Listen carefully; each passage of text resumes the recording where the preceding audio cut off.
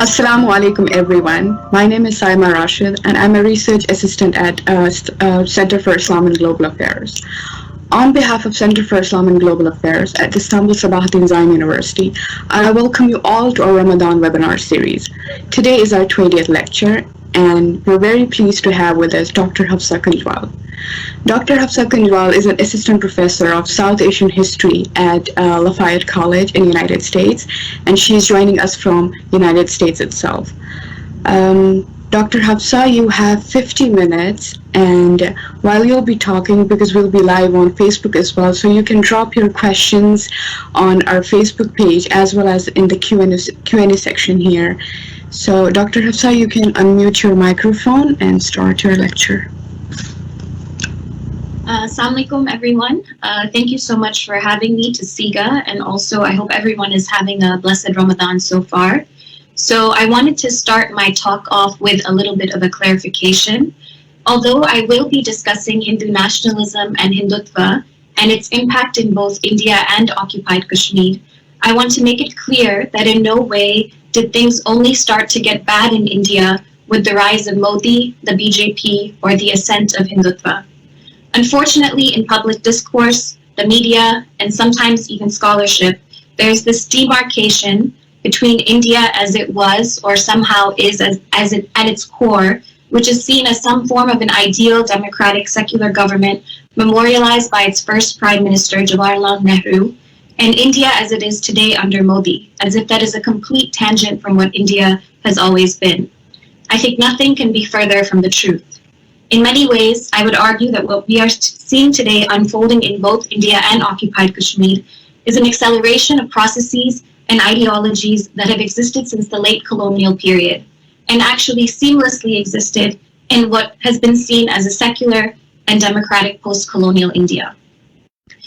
Now, these developments may be more blatant or extreme today, but it's important to recognize that when it comes to certain underlying logics about Islam and Muslims, India, in all of its ideological forms, has always engaged in violent majoritarianism.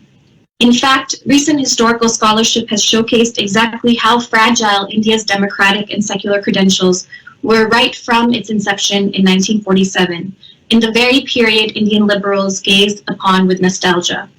We see this in the way that the Indian state sought to ensure that the Muslim children of abducted Hindu and Sikh women in Pakistan would not be returned to India with their mothers because they were tainted with the Muslim blood of their fathers. We can also see this in the discriminatory practices in housing and rehabilitation that pushed out Muslims from cities like Delhi in order to accommodate Hindu and Sikh refugees from Pakistan after the partition.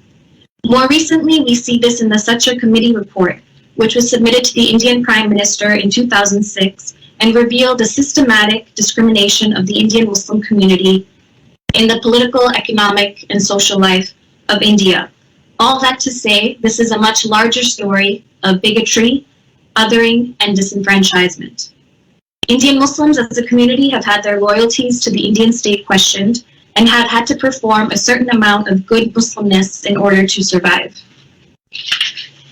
This is also a community that has borne its brunt of violence, from the destruction of the Babri Masjid in 1992 to the anti-Muslim pogrom in the state of Gujarat in 2002, as well as a whole host of other similar pogroms and massacres.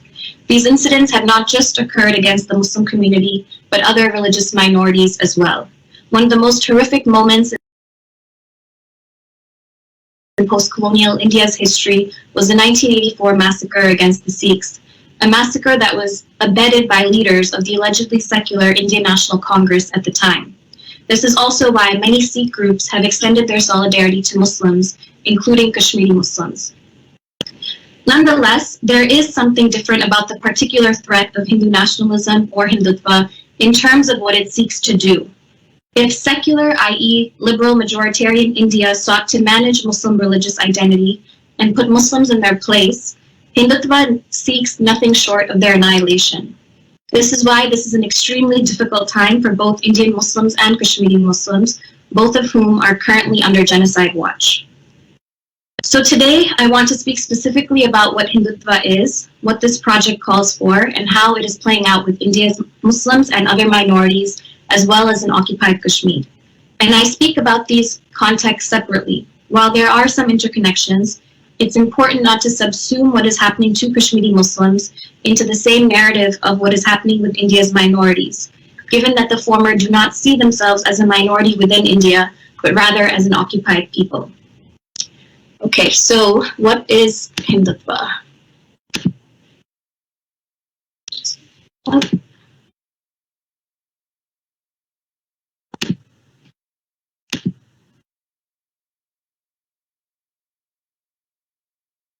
On a fundamental level, Hindutva is an ideological project that seeks to create the territories that it envisions under its fold, what its followers call the Akhund Bharat, as an upper caste Hindu state or Rashtra.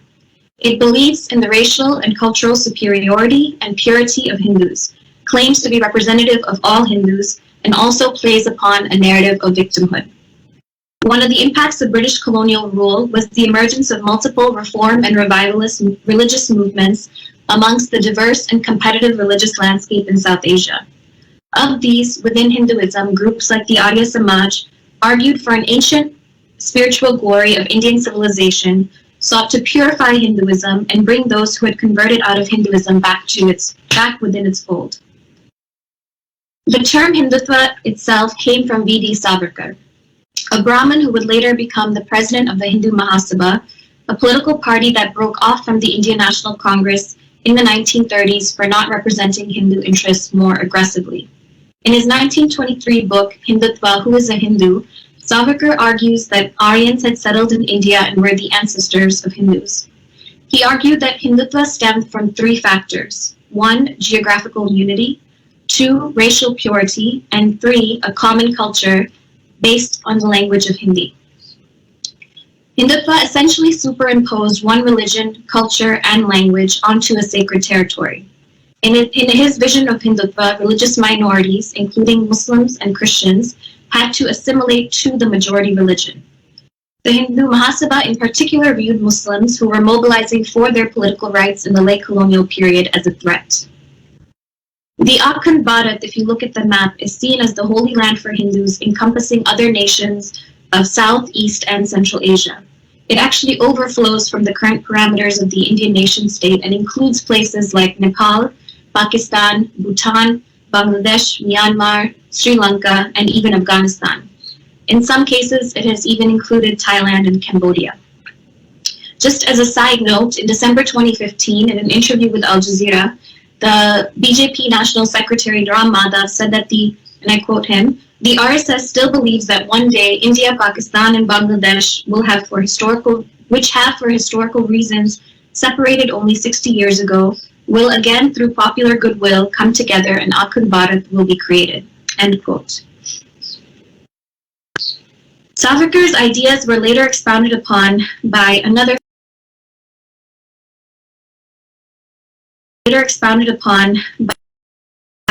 figure named M.S. Golwalkar, who was the supreme leader of the RSS. The RSS, or the Rashtriya Swayamsevak Sangh, was founded in 1925 and is a paramilitary voluntary organization, the largest group in the Hindu nationalist movement. The foot soldiers of Hindutva, the RSS has over 57,000 branches throughout India, where it grooms its cadres with a mix of martial and ideological training. It has an armed militia of over 600,000 volunteers. It runs schools, charities, health clinics, women's groups, media organization, and has infiltrated into every aspect of civil and social life in India.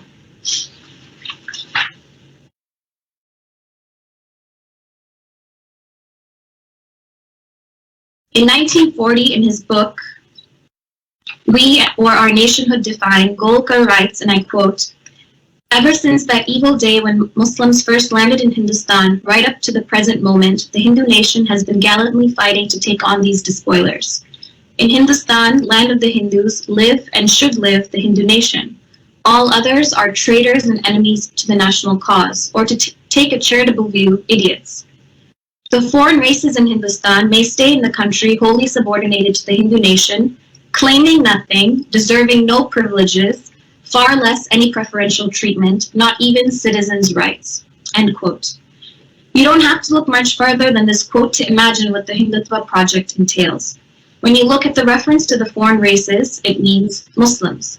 These early leaders of Hindutva had internalized the rhetoric of the colonial state and Orientalists that not only saw India as being essentially Hindu, but also depicted the Muslims as being invaders to India, and aggressively spreading their religion and way of life by the sword upon a passive and weak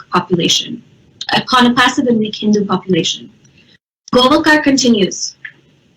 To keep up the purity of its race and culture, Germany shocked the world by her purging the country of the Semitic races, the Jews. Raised pride as its highest has been manifested here, a good lesson for us in Hindustan to learn and profit by. End quote. The direct comparisons to Nazism and European fascism are not accidental.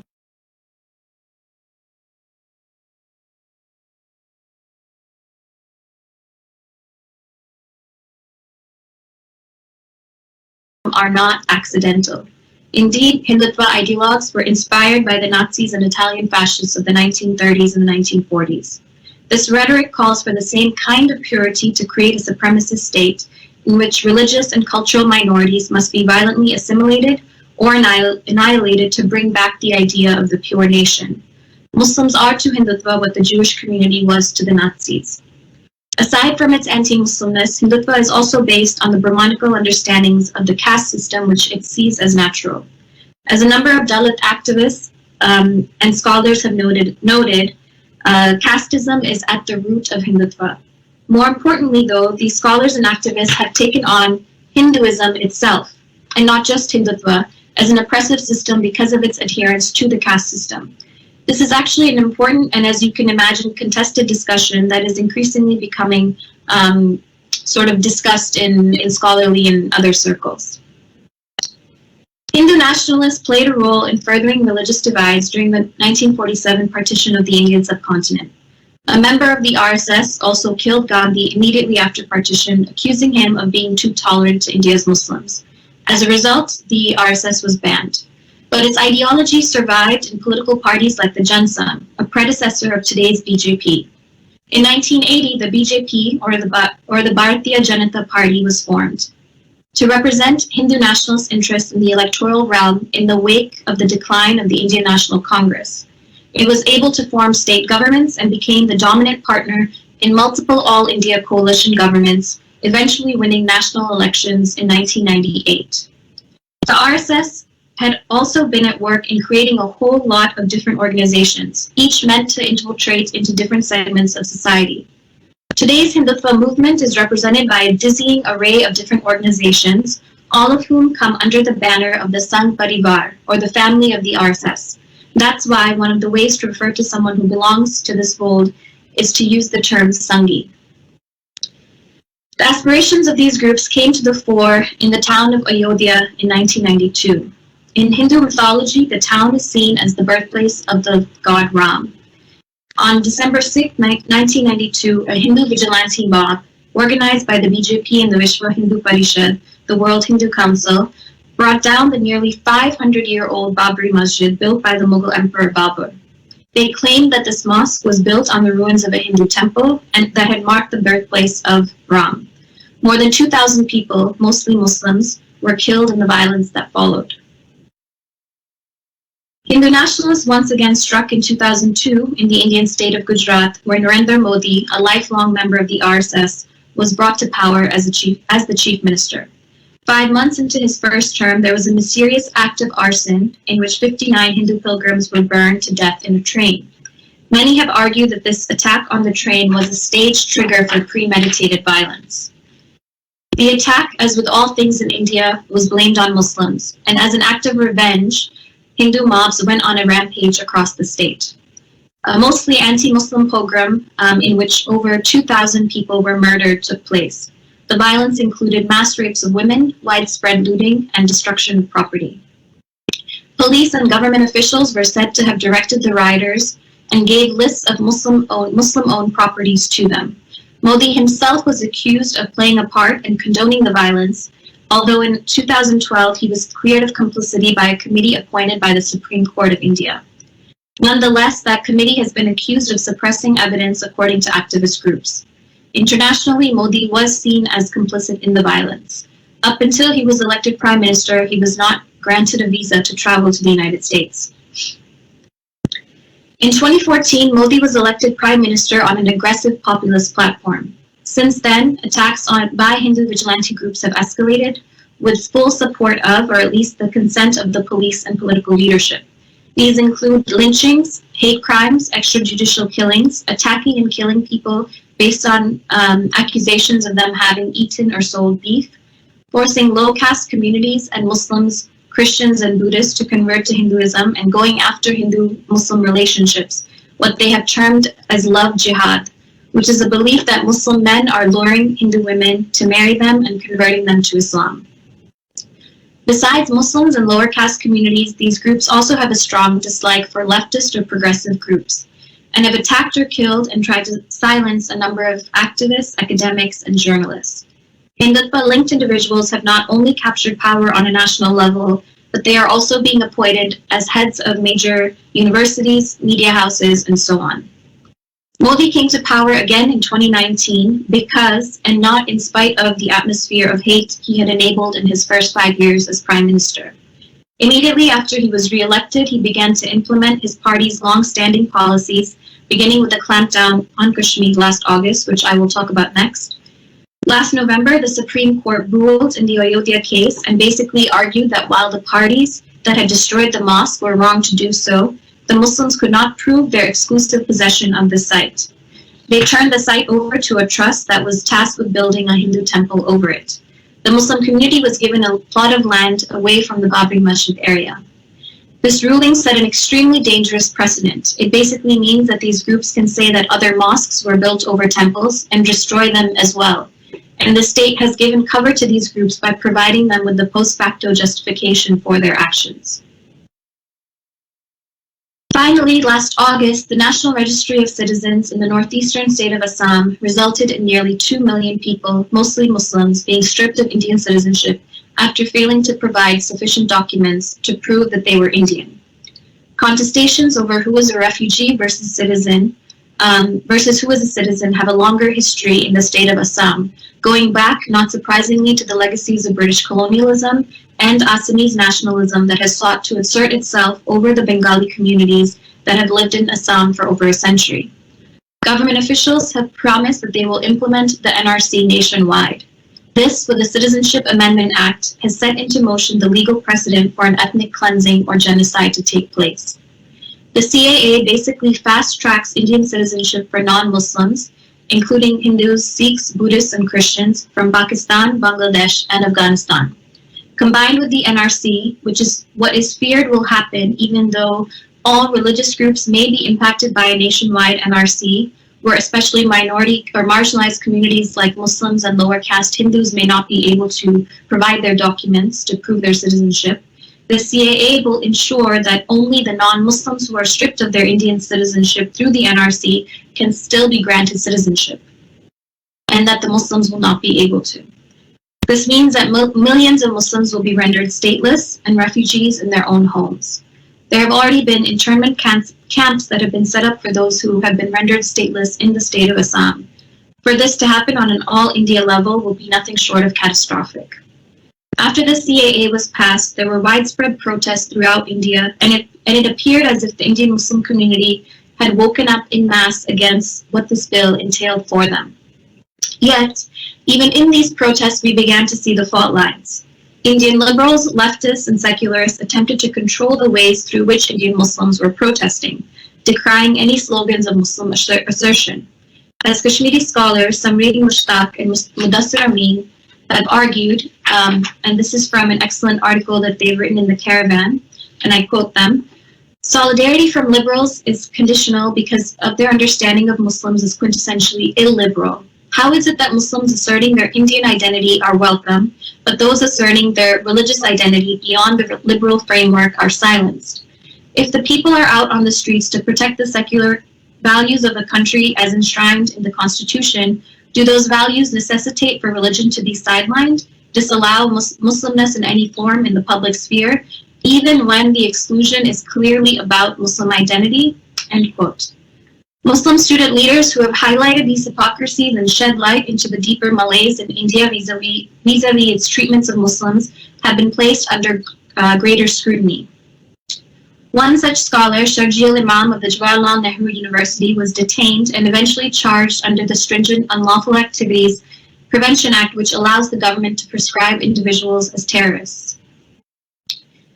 Another critique that I think is important to acknowledge with these protests, no matter how important they are in this moment of rising fascism and authoritarianism in India, is how there is again this harkening back to a nostalgic, secular, democratic India, without any acknowledgement of the fact that that India itself was extremely violent and majoritarian.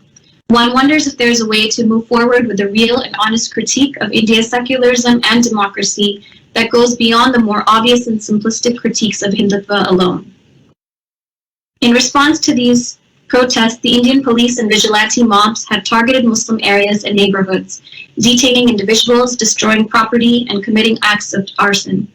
February saw the most horrific violence against Muslims in Delhi by armed Hindu mobs and sanctioned by local authorities. Over 50 people, mostly Muslims, were murdered, and hundreds more injured after BJP leader Kapil Mishra urged his supporters to clear an area where Muslim women were gathered at a sit-in. Even now, during the COVID pandemic, the level of anti-Muslim sentiment in India is relentless. The Indian media has obsessively and exclusively focused on a gathering of the Tablighi Jamaat in March that had led to an outbreak of cases, despite there being an overall negligence on the part of different groups in society as well as the government. Commentators blame Muslims for spreading the virus, calling it Corona Jihad. So, I've given a broad overview of what Hindutva entails for India's religious minorities, especially its Muslims. What does it mean for occupied Kashmir? I won't have time to go into too much of the history of Kashmir, but just to give a very brief overview. This is a region that had a popular rebellion against its princely rulers, the Dogras, in the late colonial period as a result of their repressive rule, particularly towards the region's Muslim majority population. During the time of partition, war broke out between the two newly created countries of India and Pakistan over Kashmir, and it was divided between them. India took the issue to the United Nations, which called for a plebiscite to be held that would determine the region's future. The plebiscite was never held and remains at the core of this long-standing international dispute. Indian-occupied Kashmir has had both massive civil and armed resistance against Indian rule over the 72-year period since 1947, as well as grave human rights abuses by the Indian Armed Forces, which includes enforced disappearances, sexual violence, massacres, extrajudicial killings, arbitrary detentions, and torture, to just name a few. In 1947, India enabled a client regime of Kashmiri politicians who had agreed to Kashmir's illicit accession to India, as long as it was able to have a level of autonomy within the Indian state, a status that was enshrined in something called Article 370. The article dictated that India would have control over the region's foreign affairs, defense, and communications, and everything else would be left to the Kashmiri state, including determining who would be a permanent resident, or be able to buy land or property, or be eligible for government employment in the state. Over time, that autonomy has completely eroded as one client regime has been replaced by the next, each further entrenching India's occupation. Kashmiri demands for a plebiscite were brutally repressed in what was being claimed as the world's largest democracy, under the leadership of the Indian National Congress. Kashmir remains the most militarized region in the world, with over 700,000 soldiers that operate with complete impunity. Just today, a young Kashmiri man was killed, brutally murdered, for allegedly crossing a checkpoint in Kashmir, in the district of Budgam. So it is important to note that India's occupation of Kashmir goes beyond party lines and is cheered on by both the Hindu nationalists, but also the seemingly secular liberal intelligentsia. And the experience of Kashmir completely exposes the myth of the world's largest democracy. Thus, what Indians have been seeing today under the BJP has been the reality of Kashmir for decades under the Congress Party. However, there is a particular history of Hindu nationalism vis-a-vis Kashmir that also goes back decades. Kashmir experts argue that the Hindu nationalist project has a longer history in Kashmir and began when Kashmir was ruled by the Dogras, Kashmir's princely rulers during the time of British colonialism before partition. The Dogras sought to establish Hindu sovereignty over a largely Muslim populace that they brutally repressed and exploited. During partition, the Dogras faced a massive rebellion from Muslims in the region of Jammu, which they brutally quashed. In what is today known as the Jammu massacre, RSS members were embedded with the Indian military and Dogra troops and were involved in the ethnic cleansing of Muslims from Jammu in 1947 to 1948. The region of Jammu used to be a Muslim majority area, and as a result of this demographic change, it is estimated that over 200,000 people were killed and 200,000 others were exiled to Pakistan. It was left with a Hindu majority. After partition, Hindu nationalist groups such as the Jan Sangh, which had ties to the RSS, led by Shyama Prasad Mukherjee, vehemently opposed any special status given to Kashmir and called for the state to be fully integrated into India and for Article 370 to be revoked. Before Modi came to power, Hindu nationalists have allied with pro-India parties in Kashmir in the past and put pressure to intensify counterinsurgency policies and state repression of dissent. The goals of Hindutva were finally fulfilled on August 5th, 2019, when the Indian government revoked the special status of Jammu and Kashmir and made the region a union territory directly under Indian control. For Hindu nationalists, this was a huge victory. The world's most militarized zone was militarized even further and placed under complete communication clampdown for months, something that is still currently happening. Thousands of Kashmiris were detained to ensure that there would be no dissent. Since then, we have seen, and these are just some of the headlines of the media immediately after August 5th. Since then, we have seen India making a number of changes to certain laws in Kashmir and guaranteeing that there is absolutely no way for Kashmiris to resist these changes. Again, remember, in other cases of ethnic cleansing or genocide, this is how it starts, through a series of key decrees and legislative acts. For instance, most recently during the COVID pandemic, the Indian state issued out a series of legal changes in a gazette order from the Ministry of Home Affairs on March 31st, under the title Jammu and Kashmir Reorganization Act 2020. This order repeals a number of existing laws in the state and amends others, most significantly in the realm of determining domicile or residency status. These laws define domicile as anyone who has lived in Kashmir for 15 years or has studied for a period of 7 years and appeared in class 10th or 12th exams in an educational institution located in the state. It also includes the children of a range of Indian officials working in the various bureaucracies, universities, and banks who have worked in Kashmir for 10 years, and that doesn't have to happen continuously, even if the children have never resided in Kashmir. In addition, it includes people who are registered as migrants by the government. The implications for this change are far-reaching and staggering, given that a massive number of Indians can now have residency benefits in a region that is disputed under international law. Given that the Indian occupational machinery in Kashmir consists of over 700,000 Indian Army and paramilitary forces, as well as thousands of Indian officials who have served in various capacities in Kashmir's decades-long occupation, the shift in domicile status is a clear path to demographic change. Most crucially, the order is retrospective, meaning that it includes those who already meet these requirements. While the domicile order focuses on government jobs, analysts say that sweeping changes are to be expected in the category of, as the category of domicile is extended to voting rights, land rights, and other benefits. And this is just a beginning. Now that more Indian businesses and corporations will be able to legally operate in Kashmir, the number of those who will claim domicile will steadily increase. But why is the Hindu Nationalist Project obsessed with Kashmir?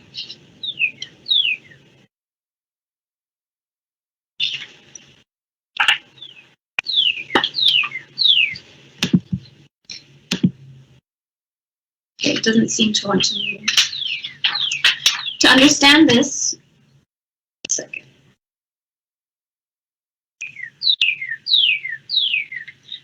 To understand this, you have to understand that in the imagination of Hindu nationalists, the region is part of Akhund Bharat. In this territorial imagination, the Hindu goddess's head is superimposed on Kashmir.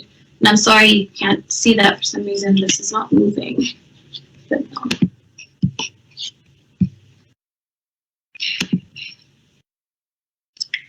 For Kashmir to not be a part of this territorial imagination, the goddess's head would be chopped off. And they will not stop at Indian-occupied Kashmir. This is what is important to note. Various Hindu nationalists have called for taking over the part of Kashmir that is currently controlled by Pakistan under the pretense of this being an integral part of the Akhund Bharat as well. Members of the ruling BJP, in no uncertain terms, have mentioned their desire to create demographic change in the Muslim-majority region and flood it with Indian Hindus. By ensuring that more Indians are able to claim domicile in Kashmir, the future settlement of the region will be rendered obsolete. Kashmir, which is currently disputed between India and Pakistan, still awaits a resolution. A vast majority of Kashmiris would prefer to remain independent or merge with Pakistan. As India changes the demographics, these numbers will be much less significant numerically. There are now fears of a slow and steady ethnic cleansing. The government will create separate colonies, settlements for those who can now claim domicile. They will be protected by an ever-expanding military grid and infrastructure. Kashmiris are already concerned that the government's response to COVID-19 has been to increase surveillance and further an architecture of repression and segregation. Combined with the fact that the Indian government has also repealed a series of laws relating to land protection, this means that land itself will be available for Indians to buy, and they will drive out the local population. As the Indian Consul General in New York City, Sandeep Chakraborty, already chillingly declared last fall, India already has a model, the Israeli one in occupied West Bank. The settler colonial project is replete with gendered violence, as leading Indian politicians have bragged of being not only able to buy land in Kashmir, but also to marry fair-skinned Kashmiri women. Leading Indian multinational corporations are working with Western corporations to plan investment summits, which will lead to further economic upheaval as Indian businesses will be able to come in, buy land, bring non-local employees, and decimate local businesses. The settler colonial project also means environmental destruction. Already, we have heard reports of vast tracts of land that are being subject to deforestation and contracts for industries like mining that have been given to outside businesses that have no understanding of the local ecology. While these changes are expected, what is most alarming is that the Modi government has made this momentous change in the midst of a pandemic. Yet even this is not surprising. India's actions last August have drawn unprecedented global criticism, including in the US, where a bipartisan resolution was introduced to condemn its human rights abuses in Jammu and Kashmir. The Indian Embassy and the pro-India Hindutva lobby, which is essentially one and the same now, spent significant resources to ensure that the resolution did not even make it to the House Foreign Affairs Committee for markup. Given that the attention of the international community is fully focused on controlling the coronavirus, this time was opportune to deflect any criticism. As I conclude, I just want to reiterate just how immensely terrifying and threatening this ideology is, and unfortunately just how unchecked it has gone in the world.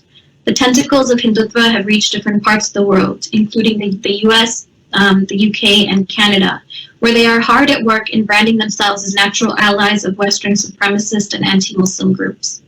While it seems the international media, after having lauded Modi when he came to power in 2014, despite knowing his role in Hafsa, can you stop your share? Sharing your screen. Yes. Okay. Is that fine?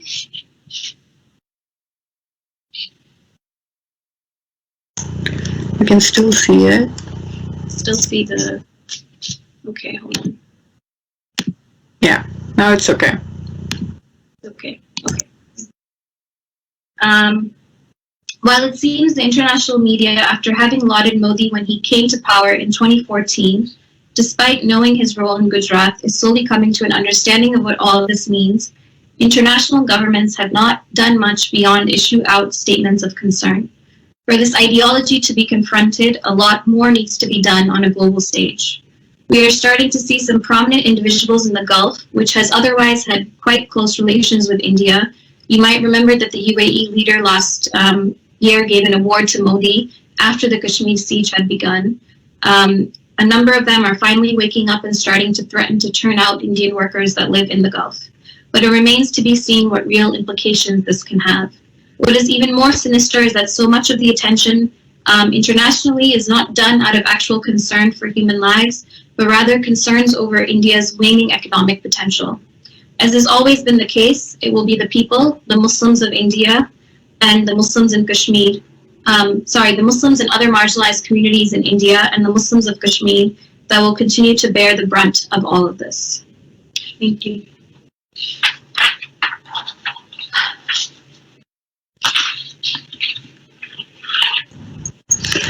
Thank you so much, Dr. Hafsa, for updating us about Kashmir and India and like how Hindutva was basically torturing the Muslims in the Indian subcontinent. So, before we move to the questions of the audience, I would like to have my 3 questions first. The first is like, does present-day India, which is example as you explained of 1930s or 40s Nazi Germany, prove two-nation theory perfectly right? Two-nation theory on which independent Muslim Pakistan and so-called secular India were born. Second question is, the present-day India and what it is doing in occupied Kashmir seems to have boosted morale and vote bank of those who wish to join Pakistan. What do you think about this? Can you say the second question again? The present-day India and what it is doing in occupied Kashmir, which seems to have boosted the morale and vote bank of those who wish to join Pakistan. I mean, the Kashmiris who want to join Pakistan. What do you say about it? And the third question is, in a situation which you described about India, what is there left for Indian Muslims? Do you think that they should have their own Jinnah, like Muhammad Ali Jinnah? Yes, you can answer them, and then we'll move to the other questions. In terms of the two-nation theory, I mean, that's a good question. The thing is, if you actually go kind of into the historiography of Pakistan, that itself has been a bit contested. I mean, I think a lot of Indian nationalists and members of the Congress Party would have liked to place blame on Jinnah for what happened during partition. But if you look at the recent literature on partition, that really is not the case. Pakistani scholar Aisha Jalal has basically argued that Jinnah used the two-nation theory as a bargaining chip, and he basically wanted to kind of create this push with the two-nation theory so that the Indian National Congress would be able to come to an agreement to give Muslims better autonomy within kind of a larger Indian federation. Now, some people might disagree with that and say that no, the Muslim League did intend for the two-nation theory to occur. But, as a historian, I can't necessarily make a teleological argument from 1947 to today. I know that there's this, I actually had my students read this article in the Washington Post by Indian journalist Barkhadat after the NRC and the CIA was passed. And she said something absurd, like Muhammad Ali Jinnah must be smiling in his grave. And that sentiment, I think, is just ludicrous, because Jinnah really was concerned about the position of Indian Muslims overall in the subcontinent, which is why he tried so hard to fight for their better political rights. So, I don't think he would be smiling, or, the two-nation theory has been rendered proved, because it's contested whether that was actually what he himself had intended in the first place. In terms of the vote bank for Pakistan, this is also an important question, but I think it kind of gets us away from the most important thing right now, which is to focus on ending the Indian occupation. For sure, there are people who support Pakistan in Kashmir, and that support has come in different ways. Some want to merge with Pakistan, others have a kind of solidarity or effective solidarity with Pakistan, given that Pakistan remains the only country on the international stage to raise the issue of Kashmir. So you'll see that in protests, you'll see pro-Pakistan chanting and sloganeering that occurs. To say what level of vote bank that entails is hard to say, because we've never really had a chance to ascertain what Kashmiri demands or aspirations are.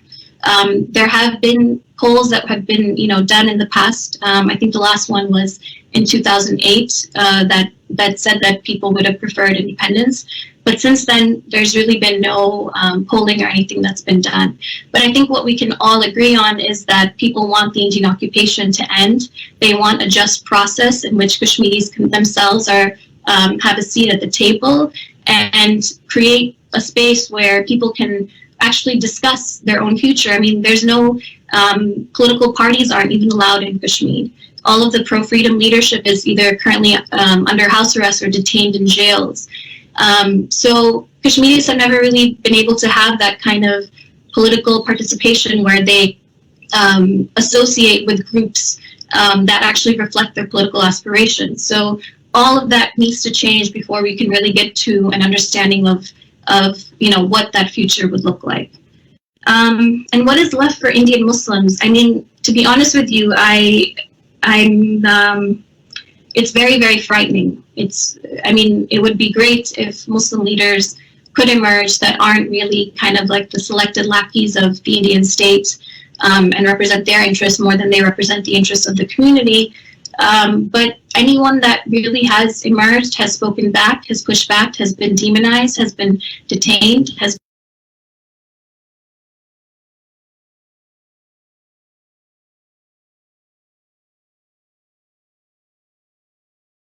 been killed.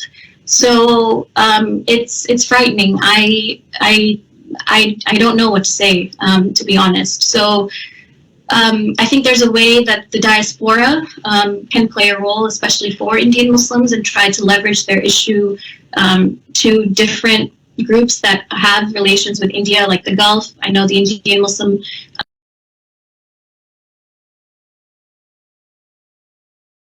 community in the Gulf has been actively lobbying with different Gulf officials. And that's one possible way for them to be able to, make some changes. But as of right now, within India, it's a very bleak situation. Okay, thanks for your answers. There are 3 questions from Dr. Samyal Aryan, who's the director of the CIGA. The first question is, what are the real, not declared, positions of great powers like US, China, Russia, and Europe? The second question is, how do you see an effective pressure point on changing Indian policy, since there seems to be an ideological position than any other factor? The third question is, can you elaborate on the effectiveness or impact of the Indian Muslim political movements, including in Kashmir? Has democracy completely failed in India, or is there a recourse through a democratic process? Oh, there's one more question from him. Would you discuss the presence, popularity, and impact of jihadi groups in Kashmir? Okay.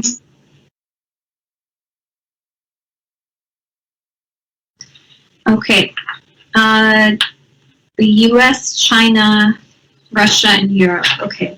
I'll start with China. I mean, China and India obviously have a long-lasting rivalry. China ostensibly supports Pakistan's position on Kashmir. They were the ones to kind of push for Kashmir to be raised at the UN Security Council. But they also have kind of a tricky position to play, given that they have also been criticized for their treatment of Muslims, especially Uyghur Muslims. But they are seen kind of as a heavyweight to India in the global arena. The US is a bit of a mixed bag. Obviously, Trump, the current US president, has somewhat close relations with Modi, although sometimes trade issues kind of come up, and Trump also seems to be fond of the Pakistani Prime Minister Imran Khan too. But the US really cannot move out at this moment of either an understanding that this is India's internal matter or that this is a bilateral dispute between India and Pakistan. So at the most, they can push for dialogue between India and Pakistan. But unlike in the past, where they would say things like, Kashmiri will has to be ascertained or the right to self-determination, I don't think they would go so far as to say that now, given that they still do have economic interests with India. But that could potentially change given what direction India continues to head in. Russia has, for the most part, supported India. I know that I think Russia is one of the main providers of weapons to India, so I don't think Russia is really a place of hope. And Europe is also a mixed bag. There's a lot of European parliaments. The Labour Party in the UK has taken a somewhat more progressive position, with a few outliers, of course, there as well. But there seems to be some interest or some potential in Europe in terms of pushing for self-determination. I will say that different parties might talk about human rights, but the issue is not just one of human rights alone.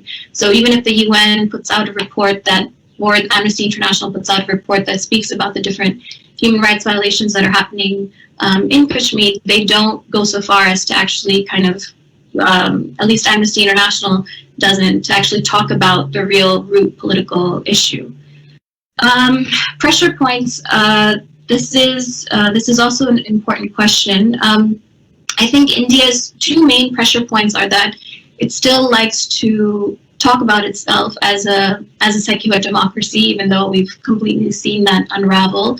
But it still sees itself as that. The leadership still sees itself as that. So I think the most that you can do to unveil what that means, they get extremely upset. For example, if a report comes out, there was a US group recently that basically situated India as a point of concern or a country of concern for religious freedom.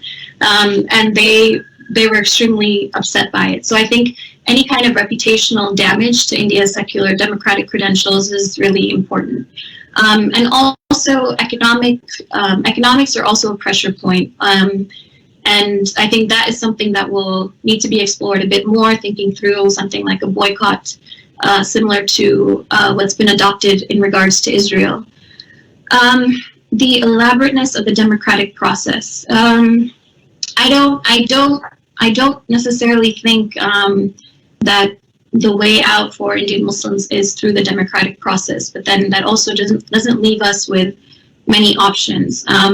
Right now, just given how much support Modi has and also how much the state has taken over kind of every single aspect of even political life, there is really no room for Muslims to be able to move within what's going on in India currently. So yeah, I'm not sure if that's a place of hope for them. In terms of the popularity of different groups in Kashmir, yeah, so since 2016 especially, there's been a rise of Kashmiris, young Kashmiri men and boys joining different rebel groups, armed groups. And they have the widespread support of the population who see them as defending them against India's occupation. The numbers, I think in this past year, it seems that the numbers have risen since what happened in August. And already in just this year alone, I think over 50 or 60 rebels have been killed. But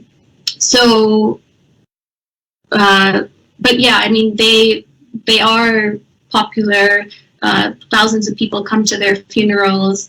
But whether, it remains to be seen whether this is the answer for some sort of a solution, or if a similar thing is going to happen in the 90s where, thousands of Kashmiris got killed and we weren't really able to come to any kind of resolution of the situation.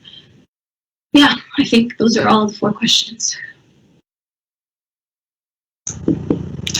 There are some questions from Facebook as well.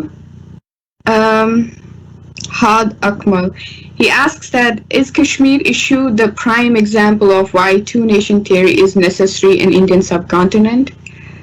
And then there is another question from Asim Qureshi. He asks, Nazia Iram in her book on parenting Muslim children in India writes of how middle-class Muslim parents give their children religion-neutral names in order to give their kids a chance in the education and job sector. Is this becoming increasingly common? And another question is asked by Junaid. He's asking that, How has international communities failed to protect the interests of Kashmiri under the UN resolutions, particularly the five vetoes who have often vetoed in favor or against Kashmir for their own interests or benefits? Yeah, you can answer these three questions and then I'll ask Gordon. I think I did sort of answer the two nation theory earlier. I mean, I hate to kind of ever be in a position where I would argue that communities that are diverse cannot get along or be able to live together. I would not take that position as such, but I would argue that if you are in a situation where the political setup is such that one community is able to gain majoritarian rights over another, then of course that kind of situation cannot be long lasting. I think we have to imagine a kind of a political community that does respect and treat minorities as, you know, give them the kind of due credit that they need in society, above and beyond what the majority has, so that they are able to feel that they have that level of protection.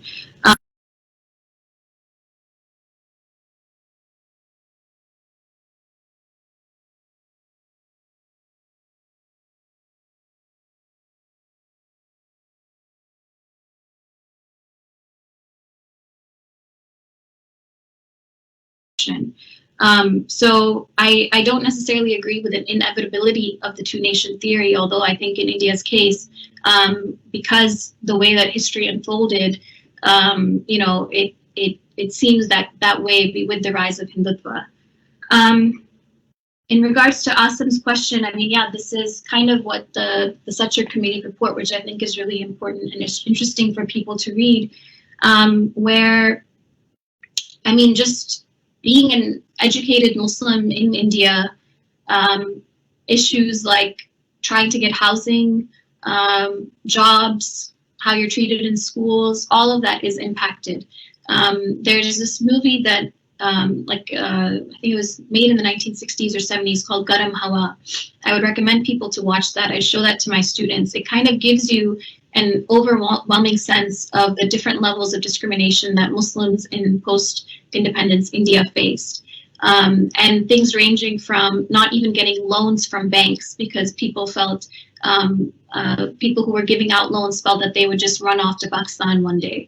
So yeah, I mean, for sure, Muslims, especially more educated or middle class Muslims, have to perform a kind of loyalty to the state, put away their religious identity so that they're not seen as being a threat. And again, it plays up on this whole divide of good Muslims versus bad Muslims. And you'll see that every time something happens, there's war brewing up in between India and Pakistan. It's always the Muslim celebrities or kind of more prominent Muslim people who have to feel the need to, declare their patriotism to India. Because they're always seen as the other, as potentially being Pakistani or having their loyalties elsewhere. So I think Muslims must, have to constantly be playing that game in order to survive. But at one point, you kind of have to ask yourself, like, how much more are you going to give away? Like, at what point do you just resist this imposition that has been placed on you? In terms of the international community and the UN resolutions, for much of the Cold War, it was the Soviet Union that had actually allied with India and kept on blocking every single subsequent resolution on Kashmir.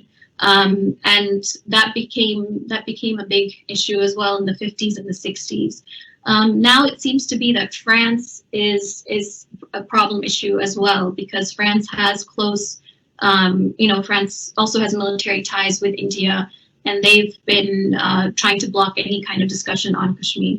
So I think this is, as with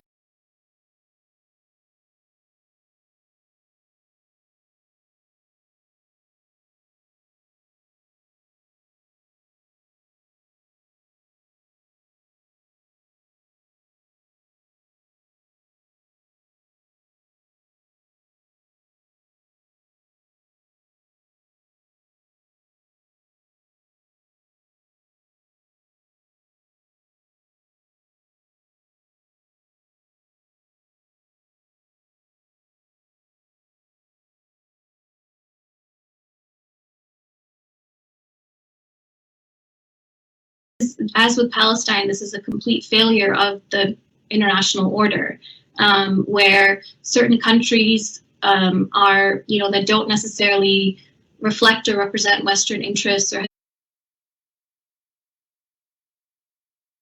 hegemonies are given a clean chit to do whatever, and others are, and in places like Kashmir and Palestine are completely ignored.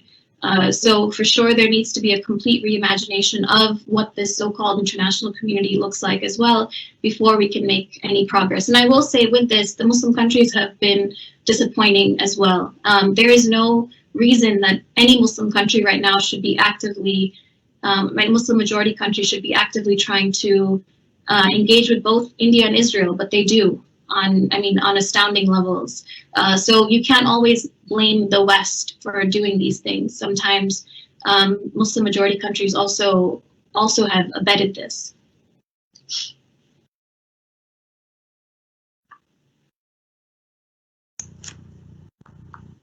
Okay.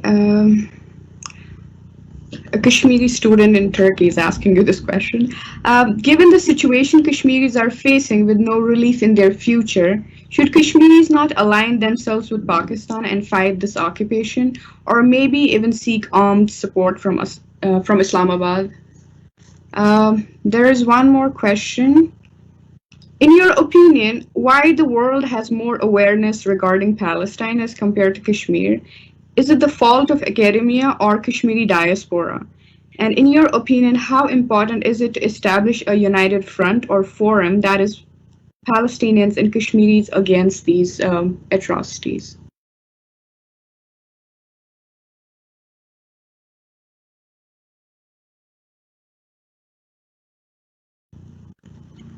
And the third question is, how can human rights groups make Kashmir an international issue? Please give concrete proposals if possible.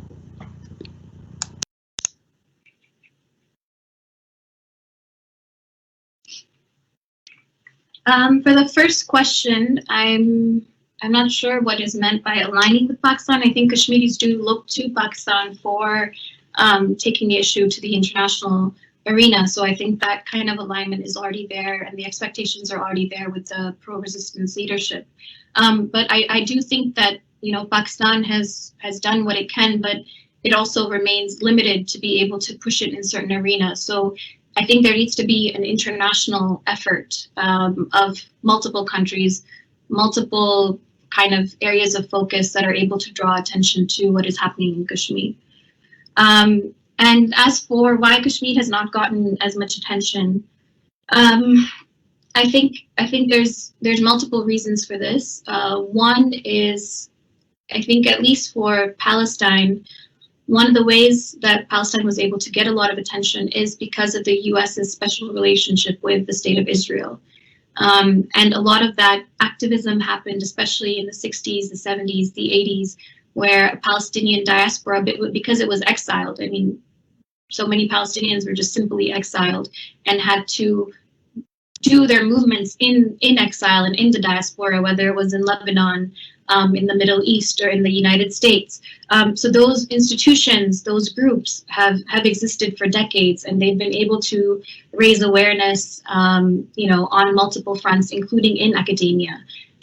So I think the Palestinian intelligentsia was just situated, unfortunately, because of their circumstances, in that way to be able to do so.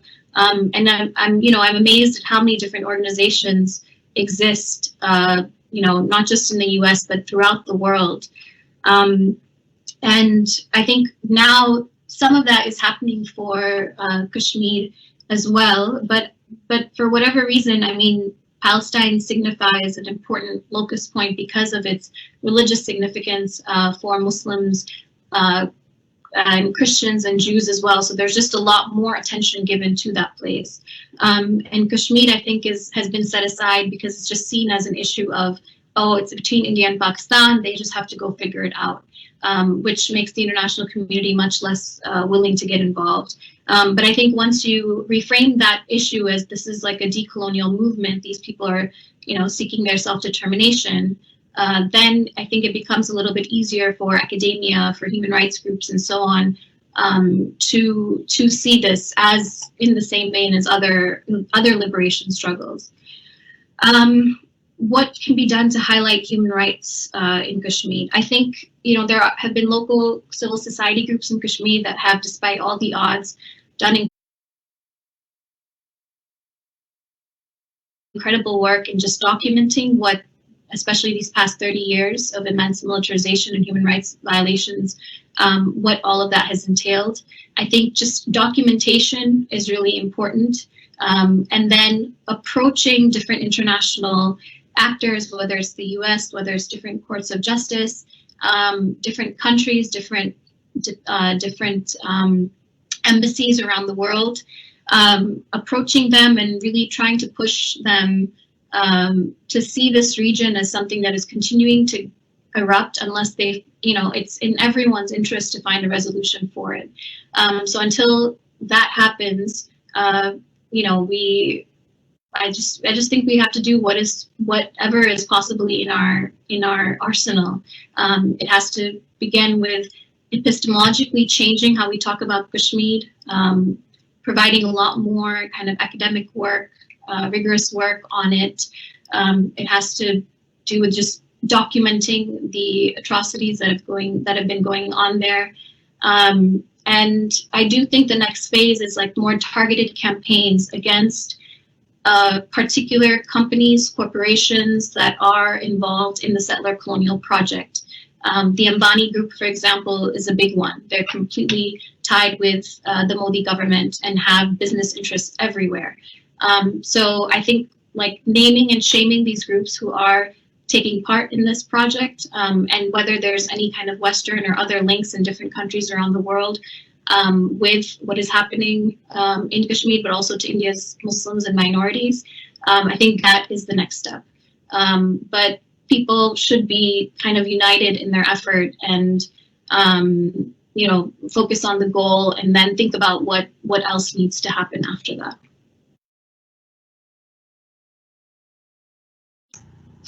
Okay, I think before people will come with more questions, I had another question as well.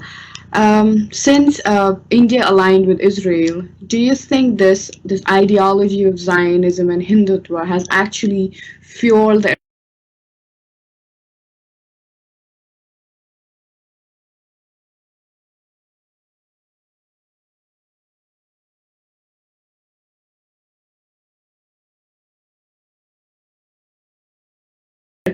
atrocities in India and Kashmir as well?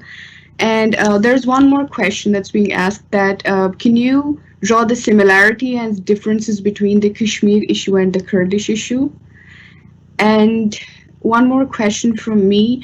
How much do you think the terminology matters? It matters when it comes to writing the narratives of the conflicts like Kashmir or Palestine. Like, for example, whenever we call Kashmir a human rights violation issue, then obviously the attention shifts to the human rights, not that there is an occupation there. Because obviously when we call it a human rights violation issue, then it kind of does become subtly India's internal matter. But when you call India directly an occupation, I mean calling spade a spade, then it does give a different message to the world. What do you say about it?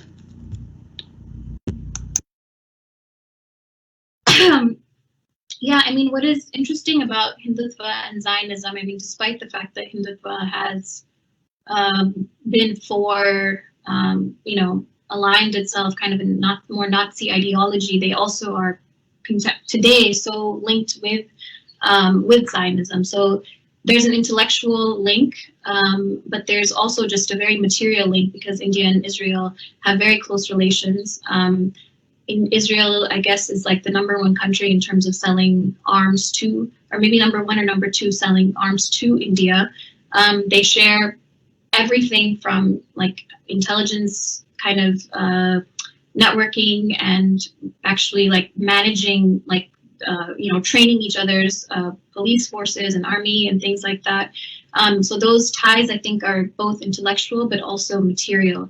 And I did forget to mention with the earlier question about Kashmiris and Palestinians, I do think now more than ever, Kashmiri-Palestinian solidarity is really, really important. And I always am kind of a firm believer in that, our oppressor is multiple, and we need to be, they all coordinate on, in such ways, and we also need to be coordinating as well. For Kashmir to be liberated, I think it's important for Palestine to be liberated as well, and vice versa. So I hope that there are more opportunities to be able to kind of build. Those conversations have kind of always been happening, but I think it needs to be happening on a much more greater scale. The Kurdish issue, I will have to, I'm sorry, I'm not as familiar with the Kurdish issue as I should be. I will say, that these are issues of modern nation state formation, where you have something as violent as a nation state that's being formed and is kind of disposed towards a particular national identity, and there are inclusion and exclusions to what that national identity entails. And these nation states have never really been able to figure that out, to figure out how they manage different communities, different religious or ethnic communities. And of course, that is going to lead to resentment and movements for liberation across the board. I think for the Kurdish community in particular, what is painful is that, because of the ways that the lines were drawn, they were divided. I think it's between 4 countries. So you can imagine that is a struggle of its own. But I hope to be able to learn more about that, but I don't know enough at this point to be able to say more on that. In terms of terminology, I think that is, that's really, really important, and that kind of gets us to what needs to change and what needs to happen. I think once you start talking about India as an occupier, that word itself has so much significance as a colonial power that it carries weight. If it's just, I agree. If we're only talking about human rights violations, we're not getting to the crux of what is at stake here.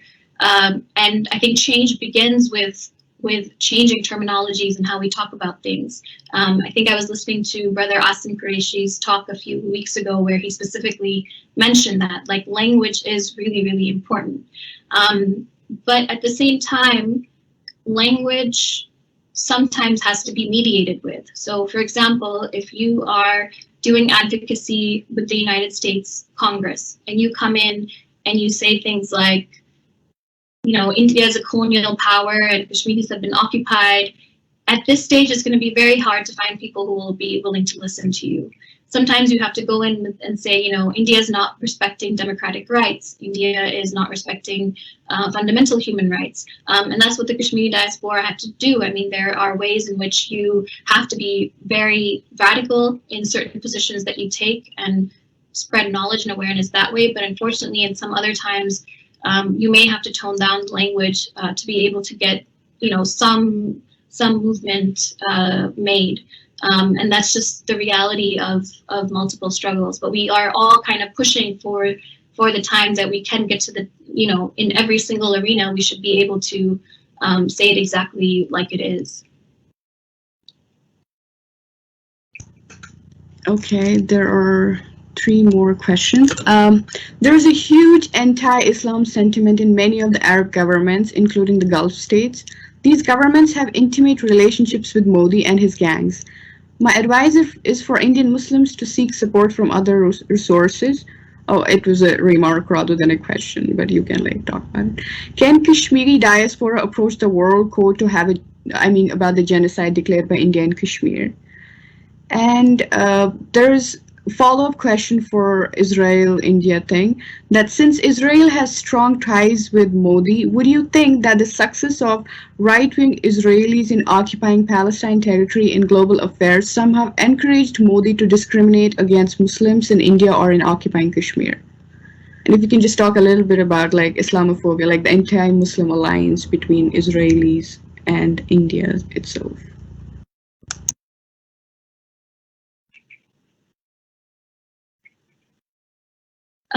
Yeah, I think the first comment that was made is important. I mean, although I'm surprised to see that all these Gulf leaders are speaking out, I cannot really put too much hope in that, given what they've done to Yemen and other parts of the Muslim world. So, um, we have to take it for what it is.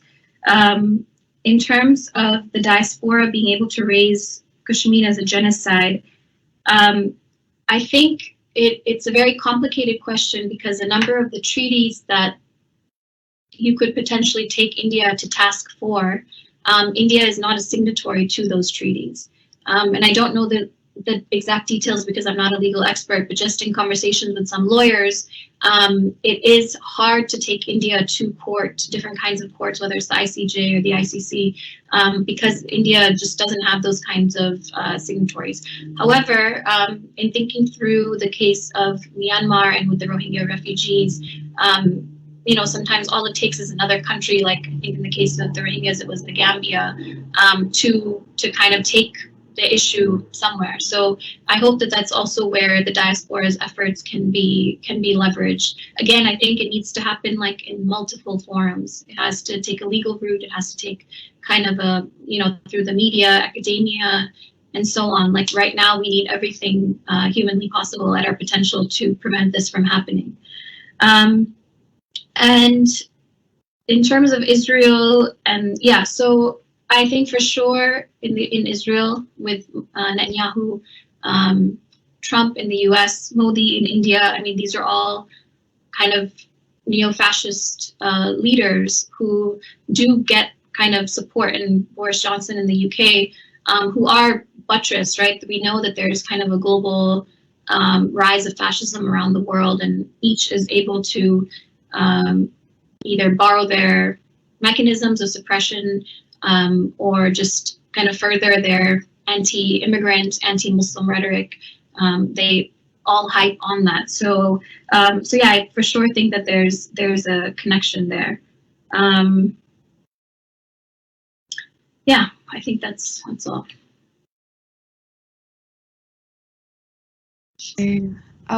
One more question, Dr. Hafsa. Since you have been very active on Kashmir in diaspora, how do you see Kashmiri diaspora behaving, and what is the way forward for it?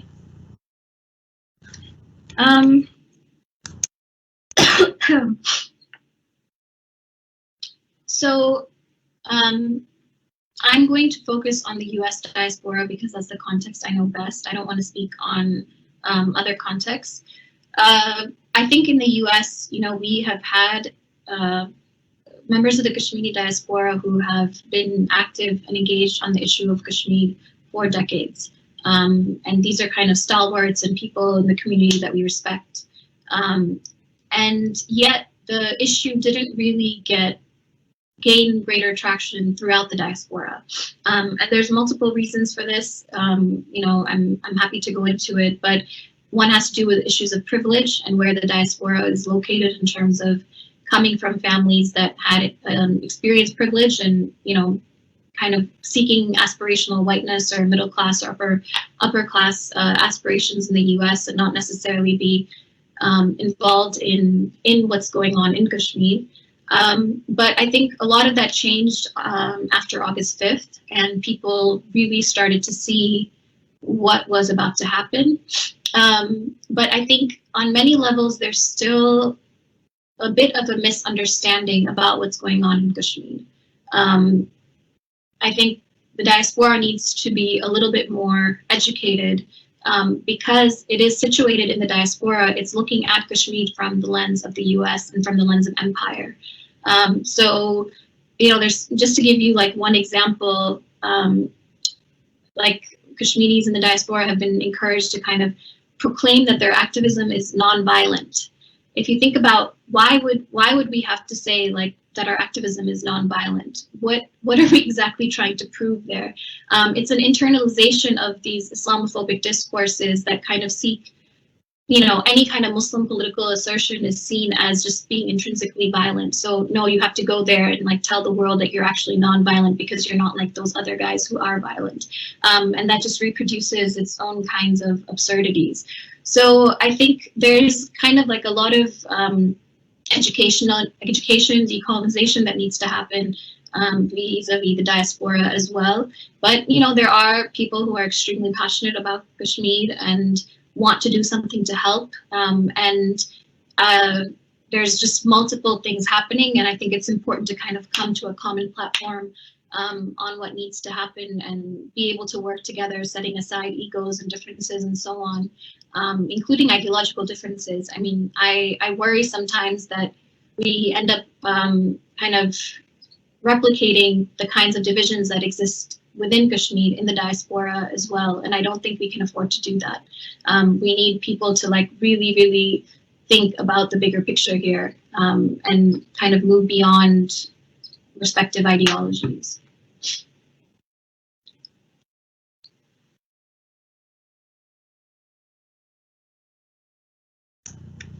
Okay.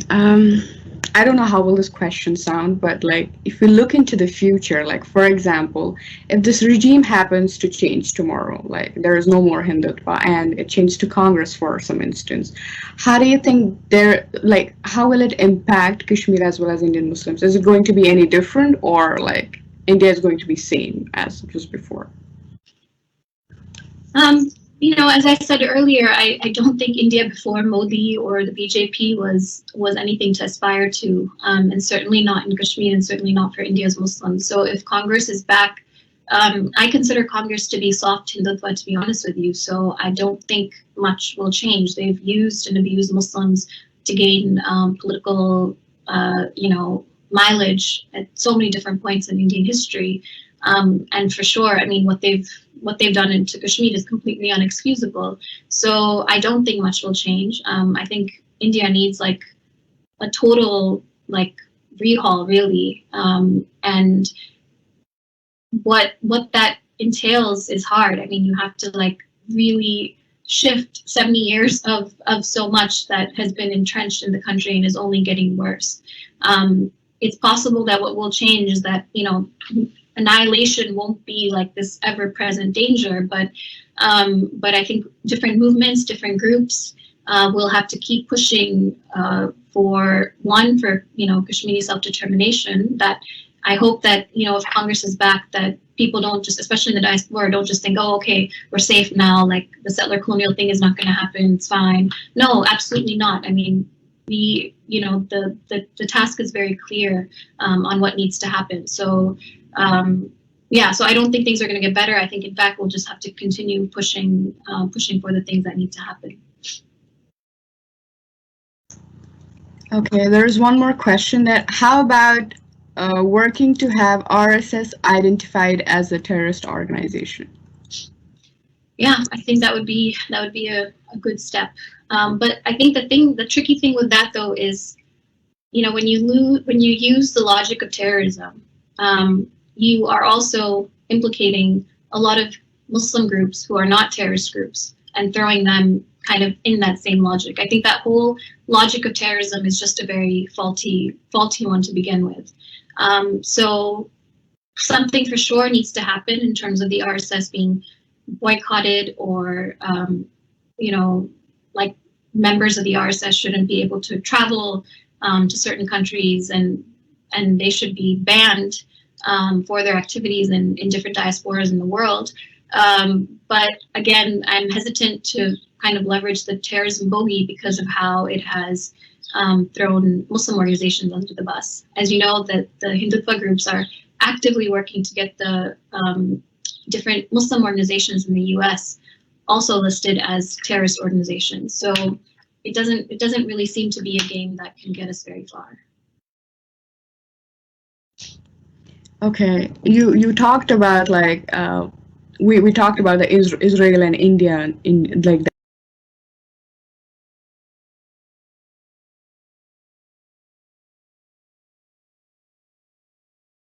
alliance of Israel and India. What if like Palestine allies with Kashmir? how do you think it's going to make a difference? Like, what is there for Palestine to learn from Kashmir and Kashmir to learn from Palestine? Because the structure of the occupation has been same in both the countries, although like the context of these conflicts have been pretty different. But what do you think they have to learn from each other to ally with each other? Because if you see like in the past, like India's West Asia policy was in favor of Palestine, and somewhere down the line you still see a little bit of linearity of Palestinians towards India because India was in favor of Palestine before. So where do you think the Palestinians and Kashmiris can ally to basically help each other in all this? I think one place would be to really explore the idea of the boycott. I think the Palestinians have, they have some experience and years of experience on this issue. So potentially like knowledge sharing and maybe even declaring like a joint boycott against both Israel and India, especially given that India buys so many weapons from Israel that it kind of makes sense on a both practical but also moral level to engage in that, something like that together.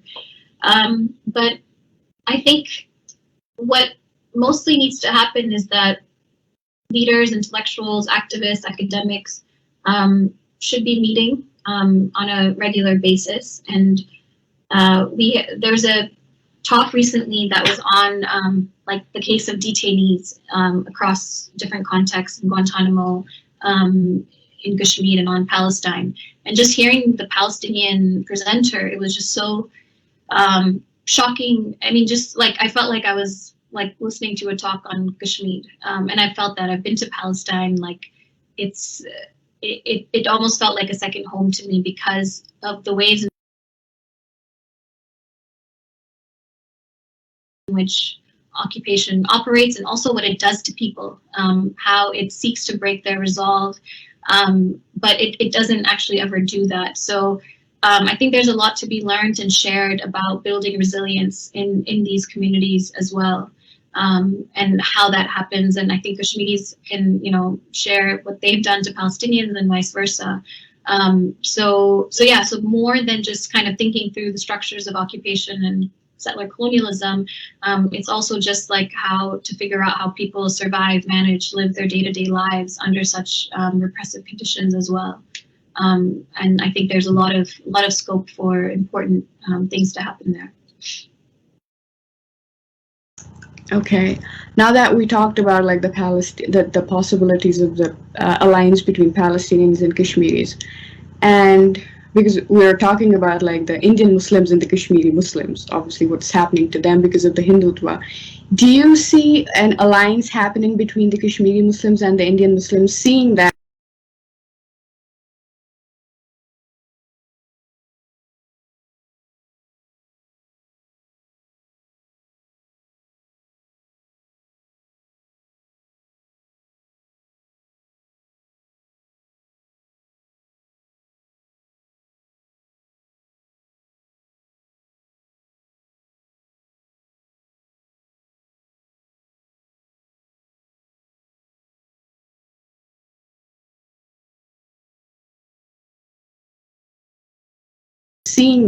now Indian Muslims do identify with what is happening to Kashmiris, although we cannot appropriate what is happening to Kashmiri Muslims and what is happening to Indian Muslims. There is like a huge difference. But do you see an upcoming alliance between these two groups? I do see potential for that alliance, and I think it is happening in some ways in the diaspora where different Indian Muslim communities are in touch with members of the Kashmiri diaspora. But I worry that the focus should not just be on the RSS or Hindutva. And of course, I understand kind of from a practical perspective for the Indian Muslim community, that is their immediate and urgent concern. I know that a number of Indian Muslim organizations have not and possibly will not ever be able to take a pro-self-determination stance on Kashmir because of what it entails for them and what it entails for their work. So they are kind of very careful to tiptoe around, they'll speak about, again, human rights, in Kashmir and what's happening, but not go so far as to say exactly what's going on. I'm just thinking about the protests that happened after the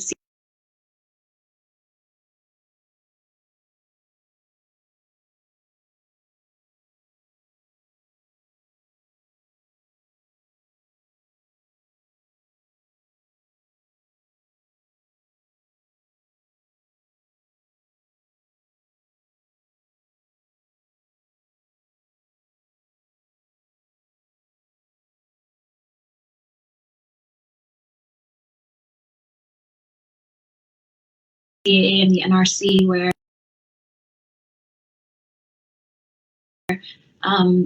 in the protest itself, like there were Indian Muslims and Indian leftists and student groups and so on. And most people were carrying a flag, the Indian flag, and they were chanting kind of like Indian slogans. Some of them were also chanting Kashmiri slogans. That's a whole different situation. But you can imagine, as a Kashmiri, I would not have felt comfortable in that situation. Like, I'm not going to be in a protest where the Indian flag is proudly being waved and where, again, harkening back to this idea of India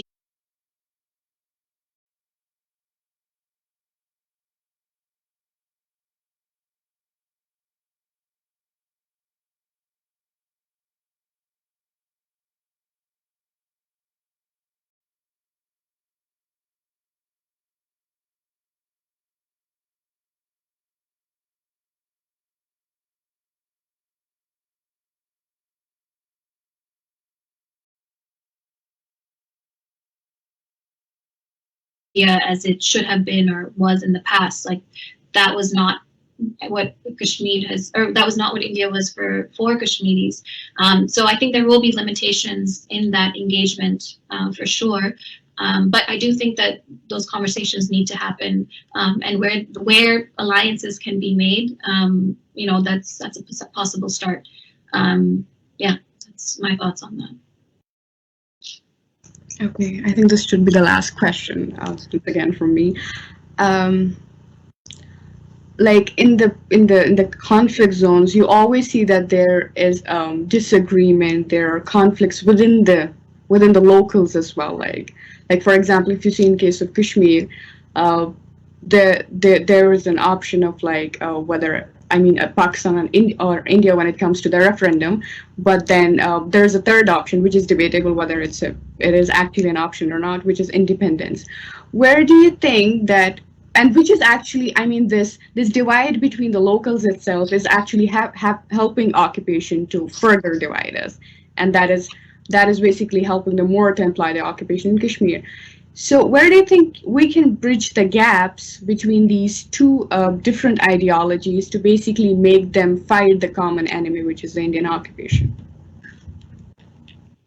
That's a good question. I think, there is a natural gap. There's a natural bridge. We don't have to look for a natural bridge. The bridge is that we have to fight against India, and to focus our attentions there. Unfortunately, what ends up happening is that different positions are kind of seen negatively or derided for various reasons, and I don't think that's helpful. I don't think seeing like the for example, just to give you an example, it's assumed that the pro-independence position is kind of this very secular, liberal position, and that the people who are pro-independence don't care about religion. I don't think that's the case at all. I think that's a very false binary to make. So I think there's going to be questions around, what role religion or Islam has to play in this movement, and what that entails. But I think those discussions should happen with good faith. And should happen with an understanding that, just because you might take a position that is somebody might take a position that's not your position, doesn't mean that they are, how do you say, like that they're being a traitor to the cause, or that, they're not authentic or something like that. I think each person has experienced Kashmir and what it's done in different ways, and each person has their own kind of individual relationship to their understanding of what a Muslim society or a state would look like. So to deride what those aspirations are on any side, I think is problematic. So I think that the movement can and should be capacious enough to accommodate this difference, and that is really what's integral. That unity is integral, and to set aside accusations or things that are, going to have us fighting each other more than fighting against India. And I think that good faith comes from actually engaging in conversations with people and creating a space for those conversations to happen. Sometimes I see that this kind of pro-Pakistan, pro-independence line is like so divided, you can't like somehow cross it or talk across it. And I don't think that's helpful either. Have a conversation about what does it mean to have a pro-Pakistan position? What would it mean for Kashmir to be a part of Pakistan? Like, talk about that. What would it mean for Kashmir to be independent? Of course, we don't have the mechanisms to even talk about that, but I'm just giving you an example of how that divide can possibly be bridged, and it should be done in good faith as well.